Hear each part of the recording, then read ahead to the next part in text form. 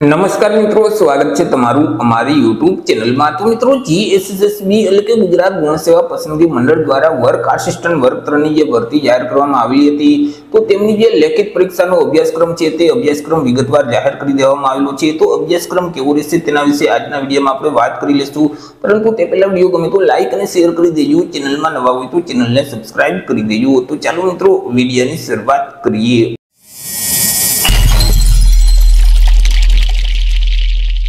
તો મિત્રો, ગુજરાત ગૌણ સેવા પસંદગી મંડળ ગાંધીનગર દ્વારા વર્ષ 2024-25 માં જે વર્ક આસિસ્ટન્ટ વર્ક 3 ની જે ભરતી જાહેર કરવામાં આવેલી હતી, તો તેમની જે લેખિત પરીક્ષા લેવામાં આવશે તેમનો વિગતવાર અભ્યાસક્રમ મંડળ દ્વારા જાહેર કરવામાં આવેલો છે।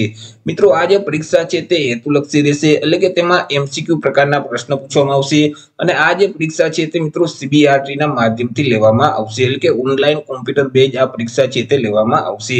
મિત્રો, તમને જે પરીક્ષામાં ક્વેશ્ચન પેપર આપવામાં આવશે તેમાં જે પ્રશ્ન છે તે ગુજરાતી અને અંગ્રેજી બંને ભાષામાં પૂછવામાં આવશે। મિત્રો, આ જે પરીક્ષા લેવામાં આવશે તેમાં અલગ અલગ બે વિભાગ હશે, બંને વિભાગ તમારે આપવાના રહેશે અને બંને વિભાગમાં પાસ થવું ફરજિયાત છે। કે જેમાં વિભાગ એ છે તેમાં ગણિત અને રીડિંગ પ્રકારના પ્રશ્નો પૂછવામાં આવશે। કુલ 60 પ્રશ્નો પૂછવામાં આવશે, એક પ્રશ્નનો 1 માર્ક, એટલે કુલ 60 માર્કનો વિભાગ એ રહેશે। કે જેમાં તાર્કિક કસોટીઓ અને ડેટા ઇન્ટરપ્રિટેશનને લગતા જે પ્રશ્નો છે તેવા 30 પ્રશ્નો પૂછવામાં આવશે, કે જેમના 30 માર્ક રહેશે, એટલે કે રીડિંગ પ્રકારના જે પ્રશ્નો છે તેવા 30 પ્રશ્નો પૂછવામાં આવશે। કે જેમાં મિત્રો ઉંમર સંબંધિત પ્રશ્નો છે, લોહીના સંબંધક વિષયક પ્રશ્નો છે, તાર્કિક અંકગણિતને લગતા પ્રશ્નો છે, માહિતીનું અર્થઘટનને લગતા પ્રશ્નો છે અને માહિતીની પર્યાપ્તતાને લગતા પ્રશ્નો છે। તો આટલા 5 ટોપિકમાંથી અલગ અલગ 30 રીડિંગના દાખલાઓ પૂછવામાં આવશે। એક દાખલાનો 1 માર્ક, એટલે 30 માર્ક તેમના રહેશે।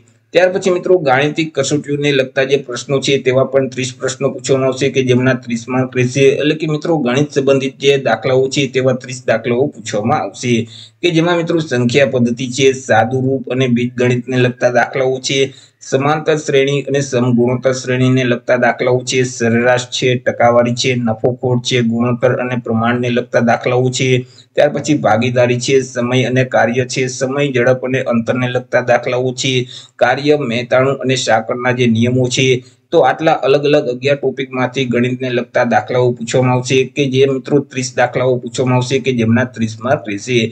આવી રીતે જે વિભાગ એ છે તેમાં મિત્રો કુલ 60 દાખલાઓ પૂછવામાં આવશે, એક દાખલાનો 1 માર્ક, એટલે વિભાગ એ છે તે 60 માર્કનું રહેશે। અને આ વિભાગ એમાં પાસ થવા માટે ઓછામાં ઓછા તમારે 40% છે તે ફરજિયાત લેવાના રહેશે। ત્યાર પછી મિત્રો, વિભાગ બી માં અલગ અલગ 150 એમસીક્યુ પ્રકારના પ્રશ્ન પૂછવામાં આવશે, એક પ્રશ્નનો 1 માર્ક, એટલે 150 માર્કનો વિભાગ બી રહેશે।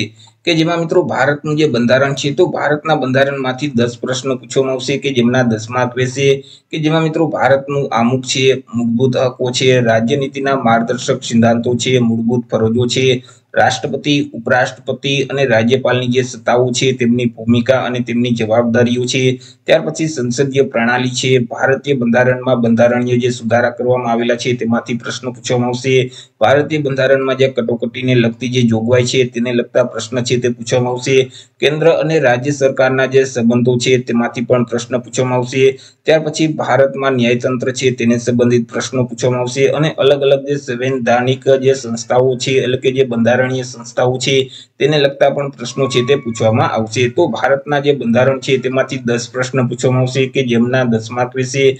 ત્યાર પછી મિત્રો, અહીં વર્તમાન પ્રવાહને લગતા જે પ્રશ્નો છે તે પણ 10 પ્રશ્ન પૂછવામાં આવશે, તેમના પણ 10 માર્ક રહેશે। અહીં પ્રાદેશિક, રાષ્ટ્રીય અથવા તો આંતરરાષ્ટ્રીય કક્ષાના જે રોજેરોજના અગત્યના જે બનાવો બનતા હોય છે તેમાંથી 10 પ્રશ્ન પૂછવામાં આવશે। ત્યાર પછી ગુજરાતી અને અંગ્રેજી વ્યાકરણ સંબંધિત 10 પ્રશ્ન છે તે પૂછવામાં આવશે, તેમાં મિત્રો ગુજરાતી ભાષામાંથી 5 પ્રશ્ન, જ્યારે અંગ્રેજી ભાષામાંથી 5 પ્રશ્ન છે તે પૂછવામાં આવશે।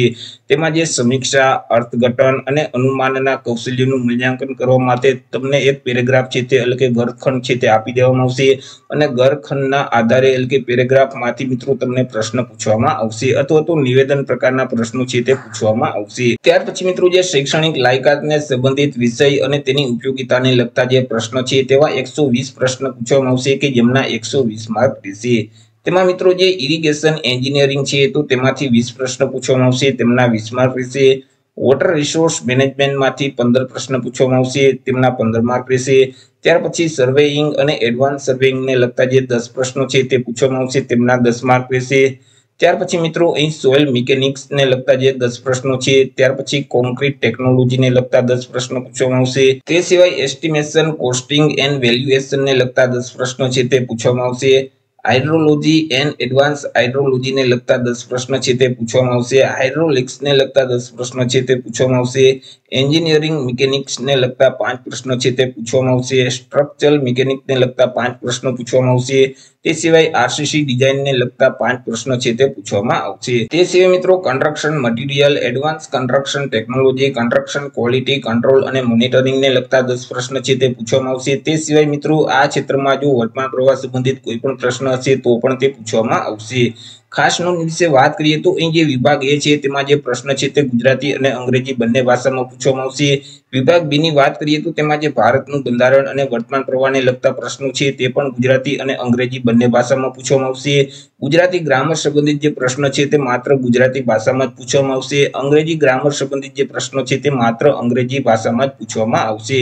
તે સિવાય જે શૈક્ષણિક લાયકાતને સંબંધિત વિષય અને તેની ઉપયોગિતાને લગતા પ્રશ્નો છે તે પણ બંને ભાષામાં એટલે કે ગુજરાતી અને અંગ્રેજી બંને ભાષામાં પૂછવામાં આવશે. તો આવી રીતે મિત્રો જે જીએસએસબી એટલે કે ગુજરાત ગૌણ સેવા પસંદગી મંડળ દ્વારા વર્ક આસિસ્ટન્ટ વર્ગ 3 ની જે લેખિત પરીક્ષા લેવામાં આવશે તો તેનો અભ્યાસક્રમ કંઈક આ મુજબનો રહેશે. તો આશા રાખું છું વિડીયો પસંદ પડ્યો હશે. વિડીયો પસંદ પડ્યો હોય તો લાઈક અને શેર કરી દેજો. ચેનલમાં નવા હોય તો ચેનલને સબસ્ક્રાઇબ કરી દેજો. ફરી મળીશું એક નવા ટોપિક સાથે એક નવા વિડીયોમાં. ત્યાર સુધી જય હિન્દ, વંદે માતરમ.